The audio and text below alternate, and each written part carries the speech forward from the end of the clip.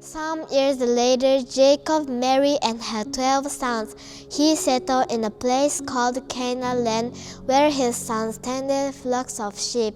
Now Jacob had a favorite son named Joseph, who was born when Jacob was very old, to show his great love. Jacob made Joseph a coat of many colors. Many times Joseph would come to his father and tell him the bad thing his brothers were doing. This made his brothers very angry and jealous. Joseph's brothers hated him for this and could not speak a kind word to him. One night the Lord sent Joseph a very special dream. The next morning, Joseph told his brothers all about it. He said, "We were in the fields tying bundles of grain together, and suddenly my bundle rose up and stood tall, while your bundles gathered around mine and bowed down to it. Do you think you will someday rule over us?" His brothers said, and they hated him even more. Then Joseph had a second dream. He said, "This time the sun, the moon, and 11 stars were bowing down to me." When he told to his father, Jacob was very unhappy. "Do you believe that your mother and I and your 11 brothers will bow down before you?" One day Jacob said to Joseph, "Your brothers are tending your flocks near Shechem. Go to them and check as well." Joseph obeyed his father and soon found his brothers on the hillside.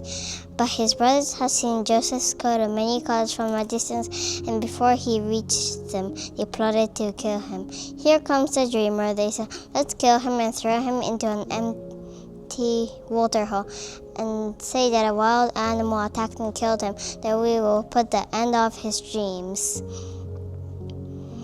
When the oldest brother Reuben had heard their plan, he stopped it and said, "Do not kill him, but throw him into one of these empty water holes, but do not harm him." When Joseph saw his brother, he left them.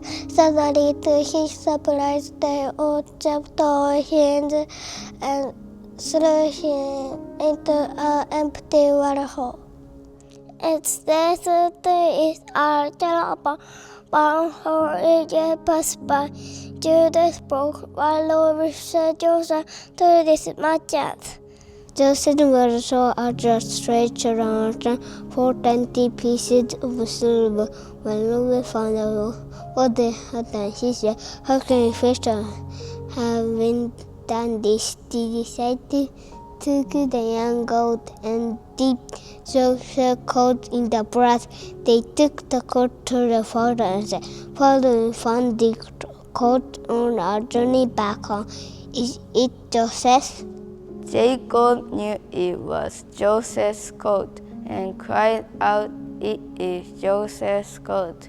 Some wild animal has killed my son. He must be torn to pieces." Then Jacob tore his clothes and wept bitterly. No one was able to comfort him. Meanwhile, Joseph was on his way to Egypt. When the merchant caravan reached Egypt, Joseph was sold to an Egyptian man named Potiphar, who worked for king and was captain of the guards. Being an honorable man, Joseph soon became Potiphar's most trusted servant. He even lived in Potiphar's house and was put in charge with all he owned. Potiphar's wife became angry with Joseph because he would not disobey the law of the Lord. She said things about Joseph which were not true. Because of her lies, Potiphar had Joseph put into prison. Sometime later, the king's baker and servant were also put into the same prison. Joseph took great care of them. While they were there, each one of them had a dream which troubled them greatly. Joseph noticed their sad faces one day and asked them, "Why are you so sad?" Last night we learned to have the strangest dreams, and we don't know what they mean, they said. God knows everything, answered Joseph. We hid our perhaps I can explain the dreams to you. The king's servant spoke first. I saw a vine with 3 branches, which budded and blossomed into ripe grapes. The king's cup was in my hand, so I squeezed the grapes into the cup and put the cup into the king's hand. Then Joseph explained, the 3 branches are 3 days. In 3 days the kings will call for you, and you once again be his chief servant. When this happens, please mention me to the kings and get me out of this prison, for I have done nothing wrong. The chief baker spoke up. In my dreams on my head were 3 wicker baskets. The top basket was full of bread for the king, but the birds were picking for bread to pieces. Then Joseph said, the 3 baskets are 3 days. In 3 days the king will have your head cut off and hang you on a tree, and the birds will eat your flesh. Everything happened the way Joseph said it would. The servant was freed, but the baker was killed. 2 years passed, and the king had a troubling dream. He called the wisest men of Egypt to explain it, but they could not. Then the king's servant remembered Joseph and how Joseph had explained his dream while he was in prison. He spoke to the king. There was a Hebrew slave named Joseph I met in prison, who once explained the meaning of my dreams to me. All that he said came to pass. Perhaps he will know the meaning of your dream. The king sent for Joseph and said to him, I am told that you can explain the meaning of my dreams. Is this true? Joseph answered, I cannot, but my God can. He will give you the meaning of your dreams. The king told Joseph of his dream. I was standing by the Nile River when I saw 7 fat cows coming out from the water. Then 7 skinny cows come out from the water. Then the skinny cows ate up the fat cows, but no one could tell they had eaten. Then I wake up.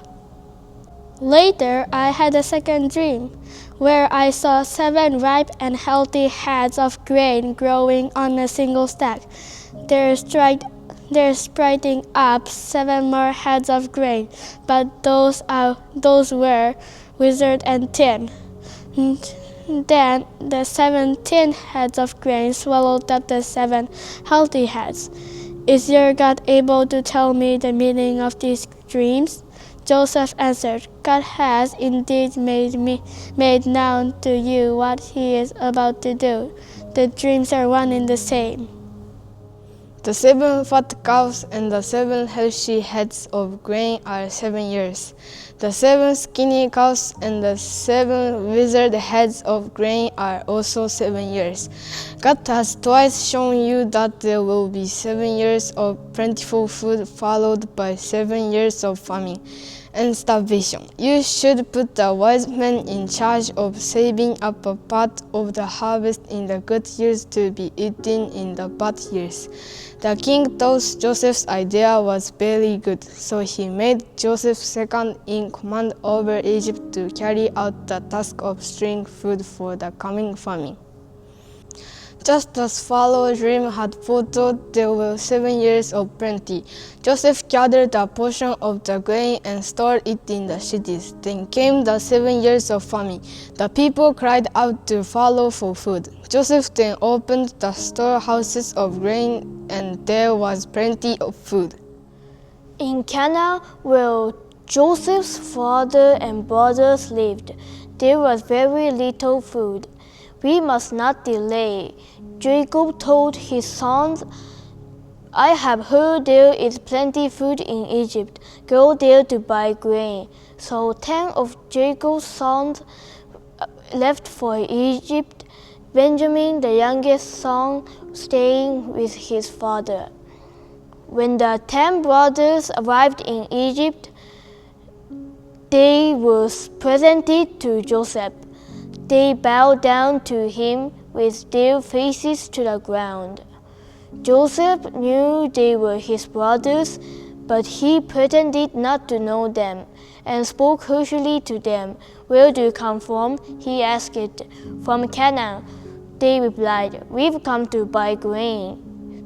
Then Joseph remembered the dreams he had about them.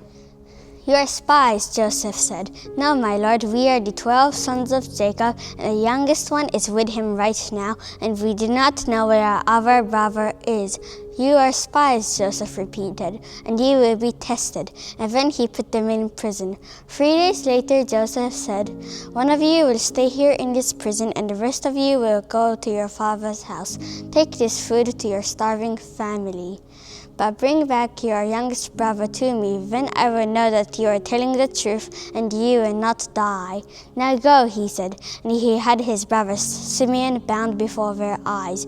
Secretly, Joseph ordered his servants to fill their bags with grain and put the money they had used for payment back in their bags. After this was done, the 9 brothers started home. Evening came, and Joseph's brothers stopped to take a rest for the night.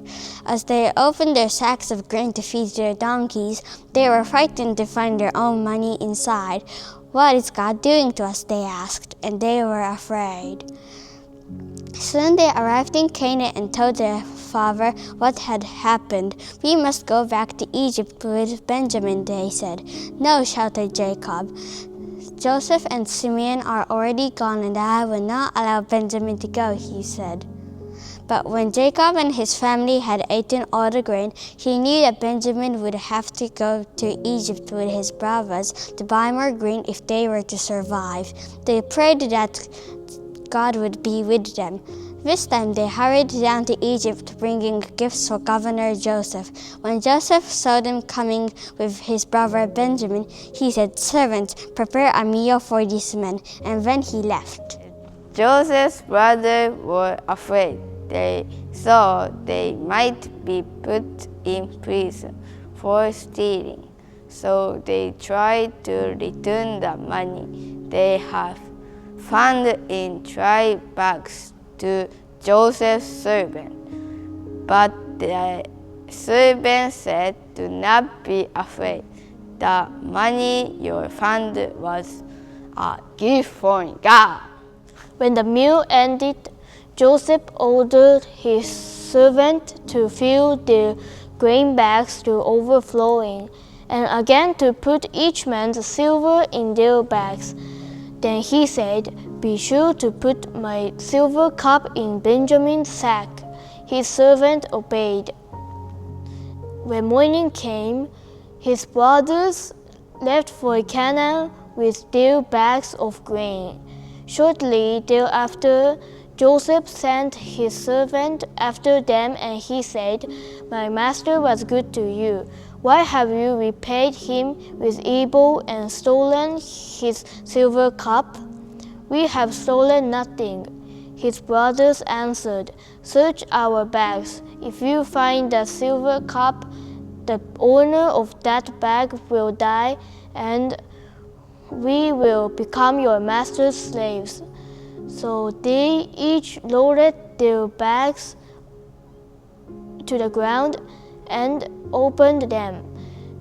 The servant pretended to search each bag and found the silver cup in Benjamin's bag. Why were he put it? The brothers were surprised and could not believe it. I am Joseph, he shouted. I am Joseph, the brother you sold into slavery. His brothers were frightened and could not believe it was him. Then Joseph said, "Come close to me and do not be angry with yourselves, for it was God who sent me here ahead of you to save you and your children from the famine. You indeed to harm me, but God indeed for good." Joseph then sent for his father Jacob. When Jacob arrived in Egypt, Joseph embraced him. Jacob said, "Now I can die in peace, for I have seen my son." Jacob and all of his family moved to Egypt, where they lived for many years.